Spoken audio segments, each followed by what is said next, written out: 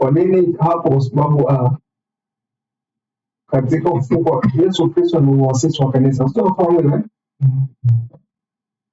Kwa hiyo tunaweza kuzungumzia historia ya kanisa kwa sababu kumzungumzia muasisi wa kanisa ambaye ni Kristo pamoja na wanafunzi wa kwanza ambao walikuwa ni apostles. Lakini kumbuka agizo kuu kwa ni nini? Unatoana kwa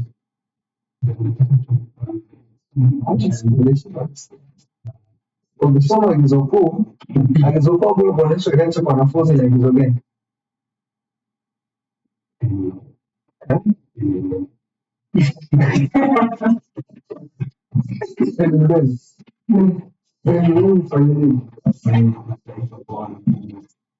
Wanaiagiza kuwa ni kuenenda kwa kufanya matendo kwa wanafunzi. Tunapofanya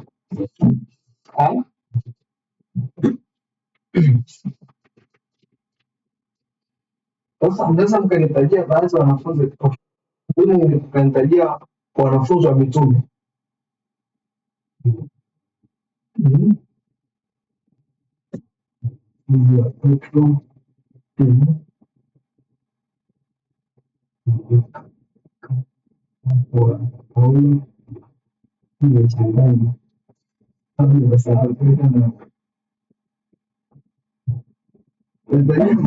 Usema mwalimu na mwanafunzi ambao upo kati ya apostles, yaani mimi wanafunzi wa mitume ambao wametajwa kwenye Biblia, na jina wanafunzi wa mitume ambao wametajwa kwenye Biblia.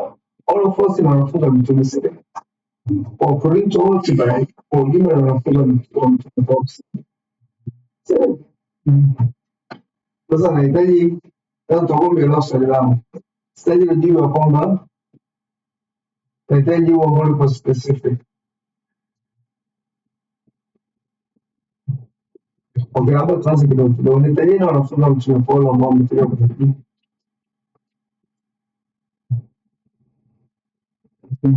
Timotheo, Filemoni, Tito,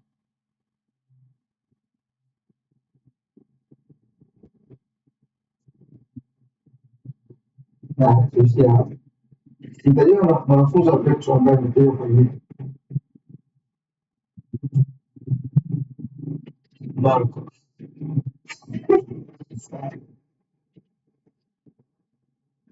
Nitajua mwanafunzi wa Yohana ambao wametajwa kwenye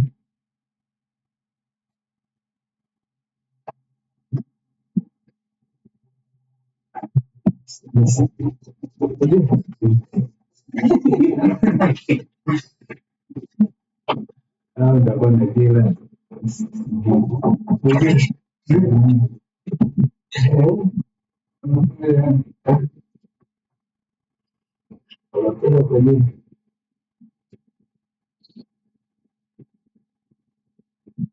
Baru semangat mata coba ya.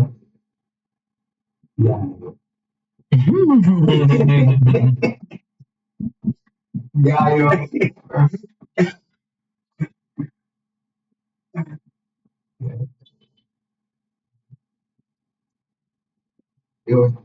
Dio trefe habis. Soalnya kitu navo agizo kuu lilikuwa linadai ya kwamba wakafanywa kuwa wanafunzi. Kwa wale mitume kipindi cha kushukuru walifanya wanafunzi. Walifanya wanafunzi ambao wanafunzi walikuwa wanajiunga kanisa la Kristo. Tuko kwenye mpaka sasa mitume leo hii wapo. Petro yupo. Yohana yupo. Umeenda?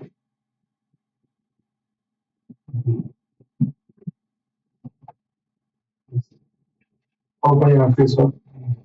Wengine wametoka si wanafunzi, sio? Kanisa lipata wakati ambao wanakufa walikuwa wameacha wanafunzi, sio? Sasa kuna majina ya wanafunzi ambao wanatambulika kwenye Biblia. Kwa wanafunzi ambao hawatambuliki kwenye Biblia. Hawajatajwa kwa majina ya Biblia. Kwa umesikia kitu kinaitwa Apostolic Fathers. Maana tunazungumzia wanafunzi wa mitume, hasa wale ambao hawajatolewa kwenye maandiko matakatifu. Kuna wanafunzi wa mitume kihistoria. Ukitaka uelewe canonization ya maandiko, inahusu ukitaka wale church history, manake inabidi tumeleza historia ya kanisa, inabidi kugundua kanisa lilikuwa linaendeleaje baada ya mitume kufa. Watu gani ambao walikuwa na jukumu la kusimamia kanisa baada ya mitume wa awali wa Kristo kutokuwepo.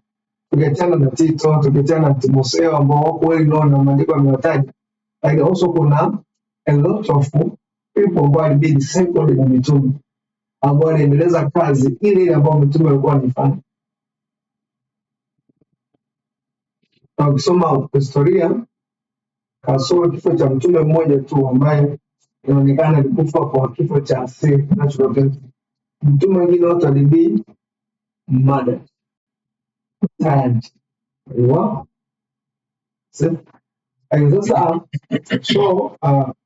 nilikuwa napima na wewe, inaonekana bado kidogo mko acquainted na tunasema apostolic fathers. Apostolic fathers ambao tunazungumzia wanafunzi wa mitume ambao waliendeleza kufanya majukumu au waliendelea kusimamia makanisa ambayo mitume walikuwa wameanzisha, lakini also waliendelea kuhakikisha kwamba kanisa limeendelea kubaki kwenye mafundisho ya mitume ambao wameacha. Sasa hapo ndo tutakutana majina mengi. Nani ambaye wanafunzi wa mitume ambao wanafahamu ambaye tule kwenye Biblia lakini mwe msikia na tani.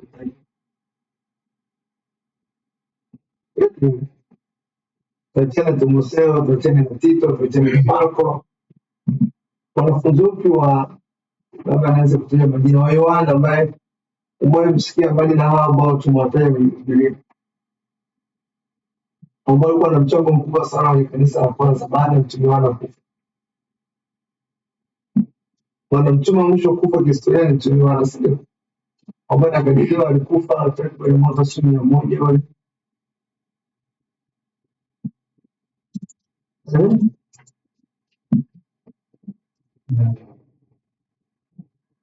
Lazima tuelezee ambao mtaja kwenye Biblia. Na mambo afahamu apart from Bible. Au wajue.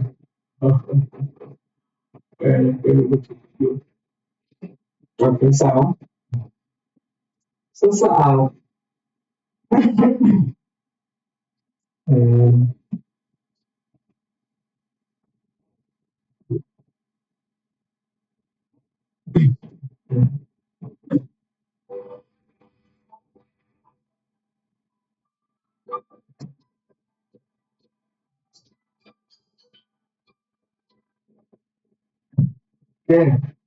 hawana shida, lakini sasa hakuna budi kujifunza kwa sababu tunajua kujua kuhusu maandiko matakatifu tunayotumia kutoka wapi. Na katika ni muhimu kujua baadhi ya au ndugu.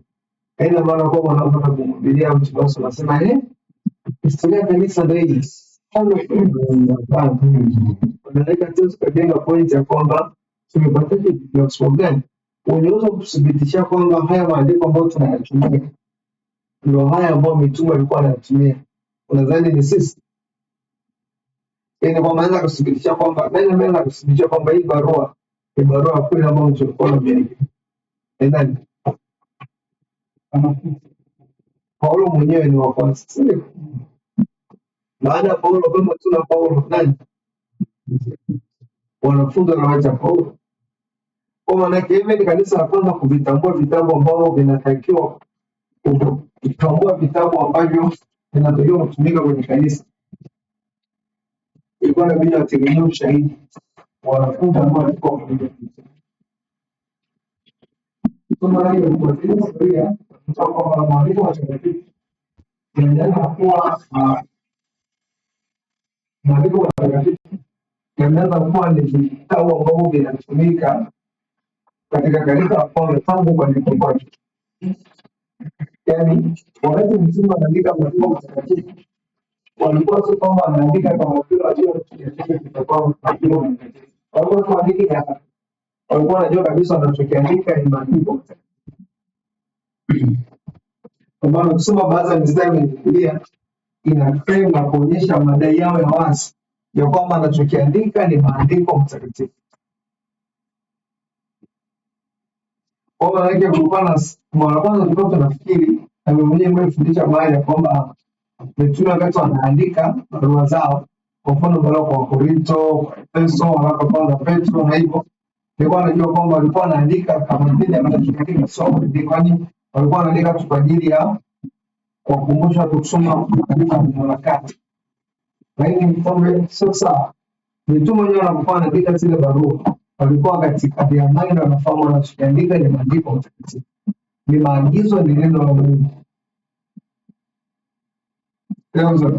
So anaye tunataka kutafuta wakati gani kumetokea na canonization of scriptures. Tunaweza kutafuta kwanza wakati huo barua hizo ziliandikwa. Lakini sasa tunafahamu ya kwamba ili zamani, kwa mfano nikitaka nikitaka nipenyeze fundisho ambalo sio la Biblia kwa zamani zile, nabidi nifanye kitu.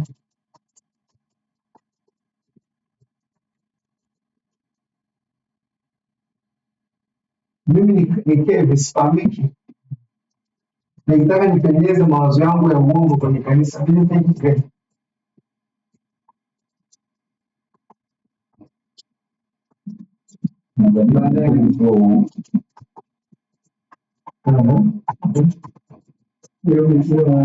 Nipitisha.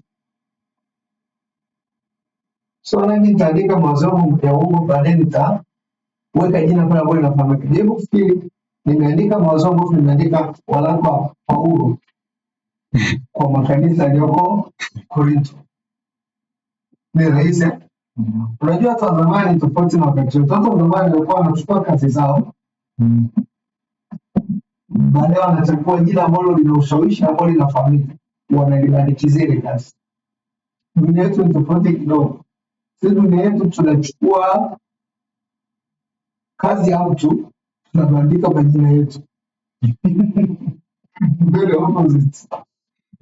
Unachukua kazi ya mtu aliyetaribikiwa na maandika jina lako ndio umefanya. Lakini zamani walikuwa wanachukua, kwa mfano kama mtu anataka asikike kwenye kanisa la kwanza au barua yake ipokelewe kama ni maagizo kwenye kanisa la kwanza, inabidi achague watu ambao walikuwa na ushawishi, abandika majina yao.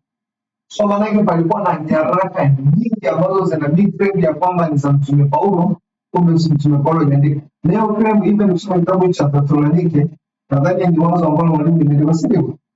Mbalo mtume Paulo anasema kwamba kuna watu ambao wanakuja nyaraka kudai ya kwamba zimetoka kwetu. Hata kipindi cha mitume walikuwa wanafahamu ya kwamba kuna watu ambao wanafanya forgery ya barua. Kwa maana mtume Paulo uandishi wake utakuwa surprise ya kwamba mara nyingi mtume Paulo alikuwa anaandika barua kwa mkono wake. Alikuwa anaandika. Badala yake alikuwa na secretary, katibu anayasema, then ile katibu anaandika. Ila mtume mabarua inabidi aandike mwenyewe kama signature yako ya kuisil ile barua. Kwa kutaka kugundua kwamba hii barua mtume Paulo, hamna haja kuandika kuangalia kwanza content, na mimi nitafute signature zake. Kama kitabu cha Galatia anasema kwamba muangalie kwa kipindi kubwa ambazo niliandika. So na kila mtume alikuwa na namna yake ya kuonyesha umiliki wa barua ambayo inaenda kwa makanisa. So na kichokuwa makanisa hawapaswi wapokee barua kwa kuwa imeandikwa barua hii imetoka kwa mtume Paulo. Kama imetoka kwa mtume Paulo, maana yake tunazifahamu barua za mtume Paulo zinakuwa na muundo. Kwanza zinakuwa na muundo aina fulani. Zinakuwa na aina fulani ya lugha. Na also mara nyingi zinakuwa na saini yake, ambapo kila mtu ambaye anamfahamu mtume Paulo anajua yes, imetoka kwa mtume Paulo. Unaweza kuforge vitu vingi katika ulimwengu ule, na mtu ambaye ni kigumu kuforge saini. namna yake ya kuishia barua yake. Mambo kusaini hivi hajaanza leo, yana historia ndefu, lakini katokea kama kwenye barua tuliona saini yote ile, je, tulifiza kwamba barua imeandikwa na Mtume Paulo? Kama tuliona saini, maana yake tunaangalia structure na muundo, tunapompea barua hii ambayo wakati tumepokea kutoka kwa Mtume Paulo na barua zake 30 ambazo tumezipokea hapo nyuma zinafanana. So maana yake kulikuwa na hiyo hatari ya kwamba kanisa linashambuliwa na walimu wa uongo na kwa lengo ya kujenga Islamu, kwa lengo la kuyapa mafundisho yao sauti, ikiwa inabidi watunge wabuni mafundisho ya uongo, alafu baadaye waweke nini, majina ya watu ambao walikuwa wameshauri kwa zamani zile, hasa mitume. Na ni very common issue. Kwa mfano ukisoma kitabu cha Yakobo cha Yuda, unajua kwa nini Yuda anajitambulisha kama ndugu yake Yakobo? Nafikiri kwa nini?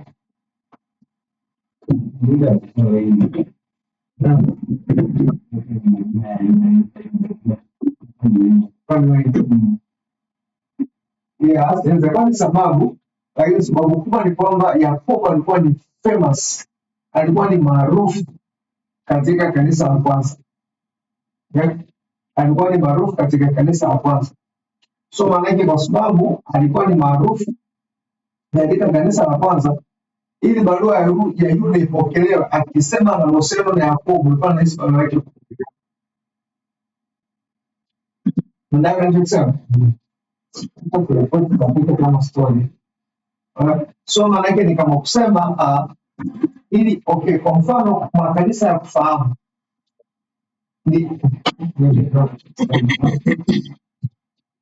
nisizeni vizuri, baadaye tunakusema ili upokelewe kwenye makanisa ya kwanza na upate nafasi ya kuhudumu katika makanisa, inabidi utoke kwa watu ambao wanafahamika kwamba ni mitume, au aidha kama sio mtume basi wewe ni miongoni mwa wanafunzi ambao ni mitume.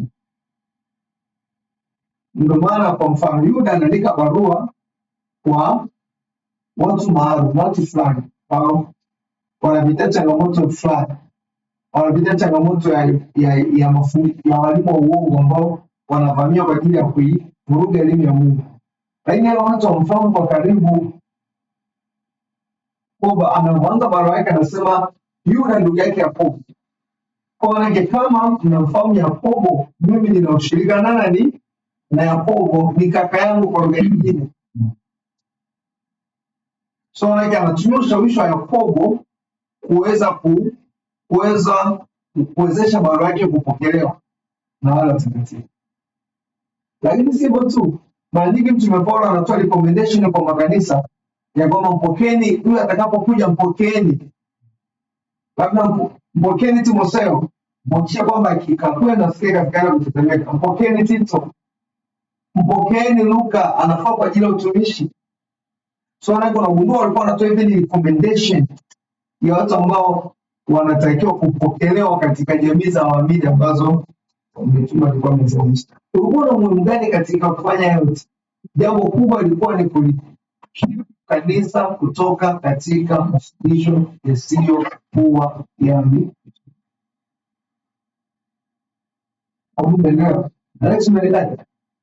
So maana sasa wakati mitume wako tena, na kwa sababu kutokuwepo kwao kuna barua nyingi zimesambaa. Angekuwepo Paulo tulimkusanyia kwamba hizi barua ni kwa kwanza, sio kwa hayupo tena. Sasa tutatambuaje barua za kweli za Mtume Paulo na barua ambazo sio za kweli za Mtume Paulo? Tutatambuaje barua halisi kwamba hizi ni kweli barua ambazo ameandika Mtume Petro na zile ambazo Mtume Petro aliziandika? Hapo ndo panaonekana umuhimu wa apostolic fathers, wanafunzi ambao walikuwa ni wanafunzi immediately, ni wanafunzi wa kwanza kabisa wa mitume ambao wanafahamu kadha mitume. Kwa mfano kwa maana kwa wengine niseme hivi, kwa mfano wao wakituambia kwamba yes, hii ni namna ambayo mwalimu wangu Yohana anapoandika, ni rahisi kupokea ushahidi wake. Kwa nini? Kwa sababu amehusiana na Yohana, anafahamiana na Yohana. So maanake apostolic fathers walifanya kazi kubwa kuweza kuvitambua, sio kuvitunga, sio kuvihalalisha, no, kuweza kutambua maandiko halisi ya mitume na maandiko ambayo si halisi ya mitume. Zingatia mgango ambao nimesema, walifanya kazi ya kuweza kuyatambua maandiko ambayo yameandikwa na mitume na maandiko ambayo hayajaandikwa na mitume. So maanake hawakuinvesti Biblia.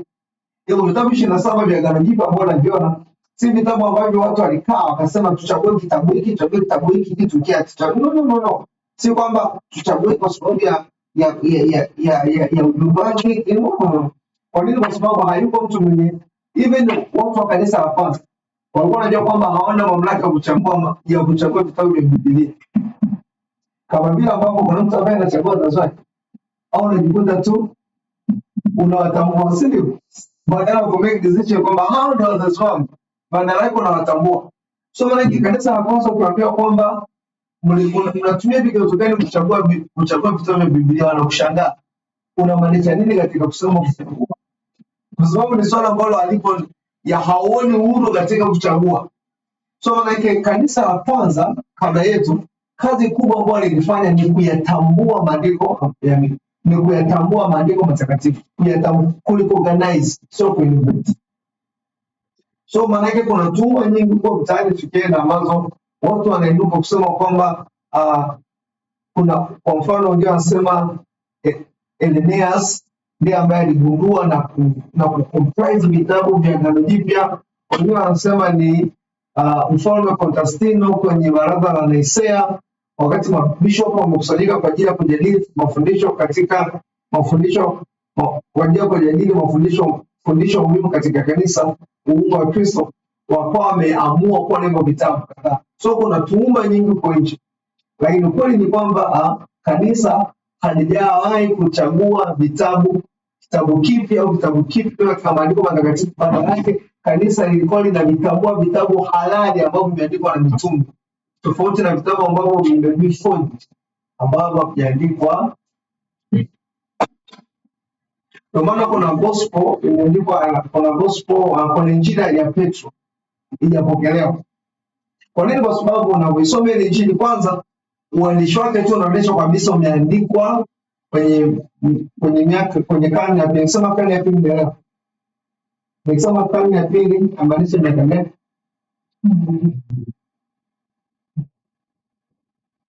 Niambie. Karne ya kwanza.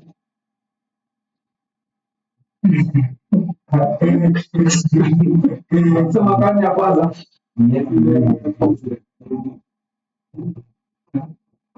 So hivi nikisema 70, so nimeamua nikisema 70 pia ni karne ya kwanza.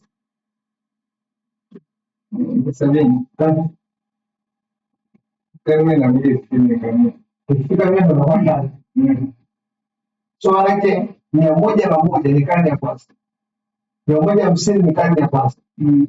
Nikianza 200 na karne. Sawa wewe.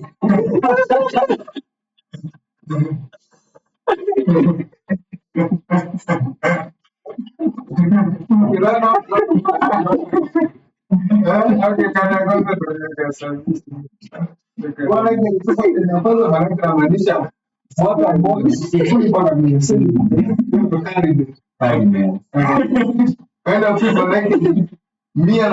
mpaka 200, sindio? 201 mpaka 300 au mchana vizuri. Yes.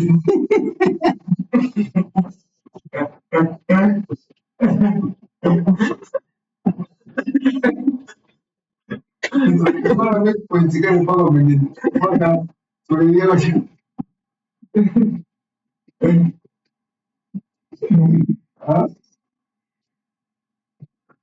Mbona make pointi?